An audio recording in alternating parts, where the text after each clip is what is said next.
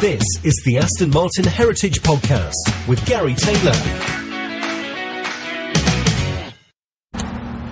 Steve, we've got a Vanquish S in front of us here at HWM Aston Martin. So why do we have this car here? Well, today, Gary, we're going to talk a bit about Vanquish history and a bit later. But what we're actually doing at the moment is we're about to reunite the Vanquish with a real legend of AML, Les Goble. So Les used to be our senior instructor, driving instructor back in the day when this car was being engineered and when it was launched. So Les did all the development, or a lot of the development, driving and testing, and saw the car through to launch, right the way through to the end of its life, and very importantly taught all of us how to drive the car. So really what we're going to do today is we're going to make a short film which we hope everybody that owns a Vanquish will watch as a little refresher, and also anybody that likes the idea of a Vanquish but maybe is a little bit worried about the rumours they've heard about the gearbox being this, that and the other. When the cars were new, when you bought a car, you were given a performance driving course. So brand new owner, brand new car, would do a driving course for a whole day. And what we found was once people did that, they would have a lot less trouble, if any at all. So that reduced the warranty claims, etc. So it made what was a very new type of gearbox very easy to understand for the first owner. And we did the same with all the dealership staff. They all had to be trained. All of us were trained how to drive them. So it was all okay, providing whoever was buying a car was buying a car from somebody that done the training. Right. Because otherwise you get sort of exposed in the world of hand-me-down stories, and and that's where I think a lot of the problems have come over the years. Of people that are buying the cars now are maybe buying them from people that have never been trained in how to drive them. So what we're doing today is we're going back in time and we're recreating on film. This is how you drive a Vanquish. I think it's going to be a good day. I see Les is chomping at the bit to get behind the wheel of the Vanquish. So we just finished this podcast intro just here, and I'll catch you again later. Hello, Les Goble. It's been a delight to see you again. How are you doing? Yeah, very well, thank you. It's rather lovely to be invited down here to drive one of the original Newport Pagnell Vanquishes. I spent thousands of hours driving them, and it all comes flooding back. That's what a wonderful car it is. It must bring back some happy memories, because I think you started with the DB7s, and obviously you moved quite easily into the Vanquish, wasn't it? So this must be a special memory for you. Yes, yeah. I think particularly for this car, because this is when Aston Martin, being owned by Ford, actually had some funding to do a brand video. So if any of you have seen the Butterfly video up on the North Yorkshire moors in Newcastle, I was very lucky to be doing all the driving for that. Butterfly video? What's that about? Oh, it's the yin and yang. So you got the power of the Vanquish and the beauty of the Butterfly. So if you see the video, the actor is driving the Vanquish in the countryside, and he finds a butterfly in the car. So he stops it on the North Yorkshire moors, and he captures the butterfly and lets it out of the window. And at the end of the video, it says, "No butterflies were harmed making this film." Isn't that just great? I think we're going to have to try and do a Google and a YouTube search on this one. That's great. How was it for you when you was first introduced to the car with this paddle shift? It was quite an education. Was it a challenge for you to get the grips with it? It was a brand new project. If you remember, just before Vanquish came out, Ferrari had introduced 355 with a paddle shift. And I did some work with that car down at Goodwood before I joined Aston Martin. So I was aware of this system. So my first dealings with the Vanquish was the brand video, and then straight after that we designed a performance driving course for customers, and then of course all the dealer training, because it's so important to understand the car and the functionality of the car.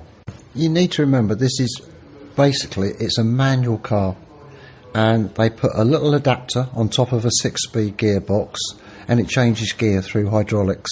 A bit like the clutch pedal, you don't push the clutch down, hydraulics opens and shuts the clutch. And it's that understanding of how that works, that it is a manual car, that once you understand it, you'll just fall in love with the car, and it just becomes an absolute pleasure to drive. And one of my first experiences, when we designed the performance driving course for customers, the very first customer came over from Europe. I spent the day with him, we did the course, and at the end of the day he said, Les, I love this car, it is fantastic, but if I hadn't have done the performance driving course, I would have collected it from my dealership and I would have handed it back because I didn't understand it. So at that point I said to Bill Donnelly, Bill, we need to write a driving guide for this car. Because I think Bill was on PR marketing at the time, wasn't he, marketing director? Yeah, that's right, he was the marketing director. And so I wrote a driving guide which we sent out to all the dealerships, and it was actually translated into 4 different languages. But as you say, this is 20 years ago.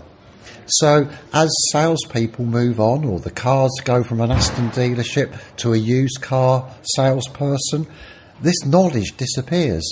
And as you rightly say, someone could get in it, not quite understand what's happening, and it's quite jerky and they don't like it.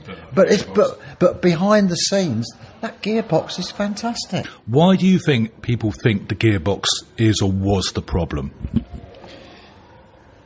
I think it's because people don't realise it is a pure manual car. That's right. I think most people think it's an automatic. Exactly. And think back when you took your driving test. How do you do a hill start? You bring the car to a halt, you apply the handbrake, and then when you accelerate, you release the handbrake. Vanquish is exactly the same. But what did we see on television? We saw certain Mr. Clarkson on a slipway by a harbour. The car's on a slope, and he takes his foot off the brake. You've got 2-tonne car rolling backwards towards the water, and he's trying to pick it up on a slipping clutch moving forwards. Now, you'd fail your driving test if you did that. Yeah, yeah. But if you realise it's a manual car and you just put the handbrake on, there'd be no problem. And exactly the same when you're driving as well.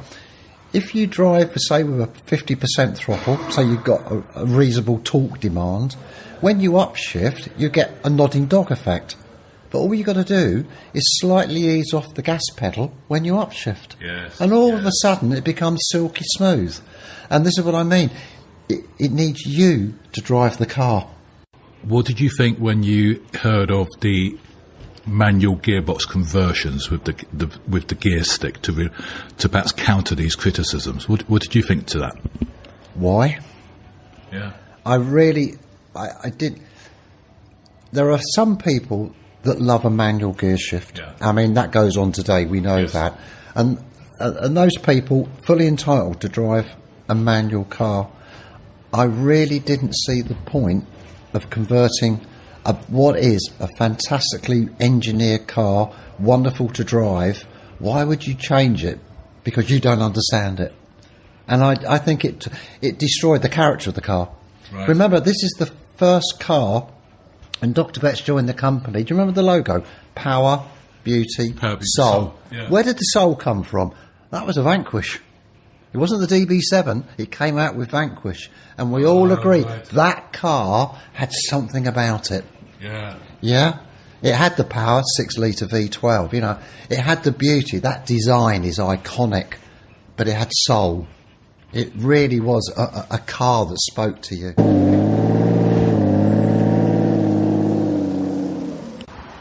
What are we doing here, Matt? We are setting up the cameras ready to go on a dynamic drive. Get some funky angles for the viewers. Right, okay. Yes, interesting. All set up, ready to go? Perfect. Right, just going to get into the car with Liz. Here we go. Start off. Lovely. Brake. I'm in first gear, but the clutch is open 15%. Okay. Now, people say, oh, should I drop it into neutral? Well, how long would you sit here with your foot on a clutch pedal? It's quite heavy. Yeah. Yeah, it's that kind. They're not going to change imminently, and I know I've got quite a long wait, so I'll just drop it into neutral. Yes. Yeah. But if I could get out very quickly, I'd just leave it in the first gear. There you go. So this is my chance. So the people are nice to me. Everyone lets an Aston Martin out. Don't they just? Look at that. We've got a chase car with a BMW saloon. I think they may be trapped for a while because nobody's going to let a BMW out. Actually, they're following me. Oh, right. So that's a result. So Did they indicate? I think it was, I'm coming out regardless. Tell you something, Les, as we're driving along, we've just gone, from the gearbox and we're into fifth, and it's just been seamless. Yes, again, without even me thinking about it, I'm doing this slight relaxation on the throttle pedal when I change up. Yeah. Now, admittedly, we're only going slow speed and a very light throttle, so therefore there's not very much torque demand going through the car. But if I was driving with a more aggressive throttle, which we might do later on the dual carriageway, I do what I did with Steve. I do it without the throttle modulation, and then I do it with, and you see the difference. Okay. And you notice I've got the small button on. Yes, I saw you just put it on. That doesn't change the engine or the traction control. All it does is speed up the gear shift. Oh, okay. So you're not waiting for that manual gear shift to take place. And there's really good speed matching as well. I'm in third gear, look, and I just pick second. Seamless. It is, isn't it? Yeah, perfect speed matching. Now I'm going to do a jerky up shift. I'm going to put more throttle demand. Okay, yeah. Yeah, now feel this. Third gear. Yeah. Feel it? Yeah, snap there. Right, yeah. So why was that? Because there's you're not removing the torque demand. Right. And you're getting this jerky gear shift because the torque is there as soon as it goes into third. Right. So I'm going to do the same again. Again, Okay. only slow speed. Yeah. I'm going to get a little bit more throttle. So accelerating, ease off, upshift, squeeze throttle. You wouldn't know. It's seamless. Just that subtle. Just. It's so subtle, but this is the pleasure of driving this Vanquish. It's not electronics ruling your life. And don't forget, this car, the only electronic safety system you have is traction control. What's your views on? I'm not including Aston Martin in this because it affects all car manufacturers these days. What's your views on modern driver aids? There's a pause. Wait for it. Do you know? I think busy roads, lots of distractions, pretty rubbish surfaces at times, and cars are just getting so powerful. And I'm not talking about Aston Martin, I'm talking about pretty run-of-the-mill cars. They're getting more powerful, and it's just so easy to forget, and you accelerate too hard out of a roundabout or something. Well, you say cars. I mean, we're talking about the humdrum hatchback or small car. Like I'll just use an example: the MG4, fully electric. These cars can accelerate almost at supercar speeds from a decade ago. They are probably getting too powerful for. Well, we're commuting through the town at the moment. You're only going to need someone a bit lively on the foot, and off you go. That's all it would take. You're exactly right. Just one lack of concentration, or someone, dare I say it, trying to show off, and not realise the amount of power and torque that's available nowadays. It can catch you out. So manufacturers have to dial in these safety systems. So I'm just looking, excuse me, at the buttons here on the Vanquish. We've obviously got the centre start button. We've got the sport button, which is on. So we've got this one called WSP and ASM. So what are these about? Right, so at the moment, have you noticed I'm using the paddles to change gear? Yes. And that's called SSM. So select, shift, manual. So I'm selecting the gear I want to be in. Yeah.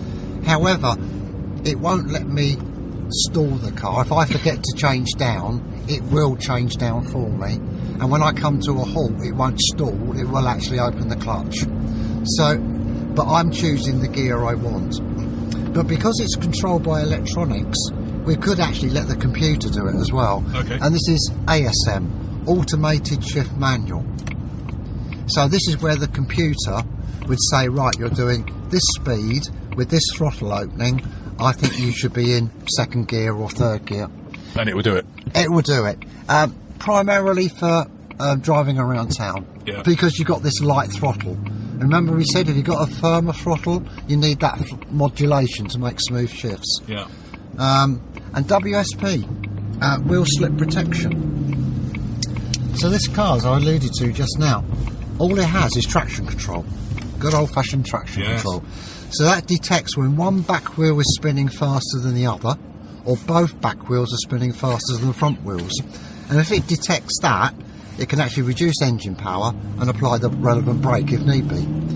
However, this engine, the 6 litre V12, very powerful. Yeah. And if you're not careful, if you're driving in the higher rev band, you've got higher torque and you're driving on snow and ice, that's quite a dangerous situation. So WSP, it actually reduces engine power and keeps the revs down to about 3,000 RPM. Okay, I'm with you. Yeah, but what we found was, so primarily designed snow and ice, those kind of conditions. But when we're doing driving events, especially out of country houses with gravel drives, complete stranger gets in the car and wants to give it too much throttle, you'll start to spin the wheels up as it's fighting the traction control. So we used to start them with WSP on. Then you get a smooth takeoff on a gravel drive, and once they're used to the car, turn it off and they're back into normal driving. So yeah, it's quite useful. Now, here's the thing. So, someone's listening to this, and you think, you know, I want one of those Newport Pagnell Vanquishes. And perhaps they go outside at the normal Aston Martin dealership network, if you like, and they pick one of these up. How can they today master or learn how to drive a Vanquish? How can they do that now? This was always going to be our problem. When I wrote the driving guide for the dealer network, when this car was first introduced, it was, we got a driving guide today, what are we going to do in future when two scenarios, the dealers leave and new dealers come in and they forget to do the training on it, or the car goes out of the Aston Martin dealer network and goes to a private second-hand and car dealership. And do you agree, if you understand the car is beautiful. If you don't understand it, you get the nodding dog. Yeah. So this is why I'm working with Steve Waddingham, and I think it'd be good if the Heritage Trust reissues this driving guide. I hope so, because I think it's so unfair if they get a bad press, because the car is awesome to drive. It's at the sound. It's as I said earlier, power, beauty, soul. This is the soul of the car. Yeah. I think the other interesting thing as well, as part of my remit when I worked for Aston Martin, I actually wrote driving guides for Sport Shift 1, Sport Shift 2 and Sport Shift 3. So I think we could publish those as well. It might be useful. I think it would be useful, and we need to just get out there and let the Aston Martin network, the independent network, know that this information is available, because it's in their interest to find this out. So we got the chase car here. He's just opened the door, and I think he nearly lost his door then. I think we'll be taken off. So what we're going to do, while we pause, they're doing some camera work, the cameras are coming on or off the car, and we'll be back in a moment. So we brought the car to a halt. The car is in first gear and the clutch is open. So if I can either turn the ignition off now, or I can select neutral, turn off the ignition. I'll put the handbrake on. Yeah? What's happened now is the car is now self-selected first gear, and the clutch is closed. So it's locked the drive line. Now, that's fine, but what happens if you want to push the car around the garage? You might want to leave it in neutral. So I'll just turn the engine back on again. So I'm in first gear. If I was going to turn it all off, we keep in first gear and the clutch closed. But I want to keep it in neutral. So I select neutral twice. Turn the engine off. And it's now at a roll. That's a warning tone. Okay. So the car is in neutral while it's parked, and if you want to just manoeuvre it around in the garage, you can. Otherwise, it defaults to a locked mode, a transmission lock mode. In first. However, if you're on an incline, you might want to lock it in reverse. How do we do that, Les? So, neutral. Start the engine. Start the engine again. So I've arrived, I'm in first gear, brought the car to a halt. All I do is select reverse twice. 1, 2. Turn it off. It's now in reverse. Isn't that fascinating? Because in my car, whenever I park on an incline, I put it in first or reverse. Yeah. I'm sure the car's fine. It's just me being me. So again, in this, you think, well, how do you do that? It's all in the driving guide. It's all in the driving guide. Yes. Fantastic. And there's these little things that just... And not only is it in the driving guide, it's on the AMHT podcast. It is now. Discover more about the story of Aston Martin, the cars, the people, the history, with the Aston Martin Heritage Trust. You're always welcome to visit us at our museum in Oxfordshire, so find out more via amht.org.uk.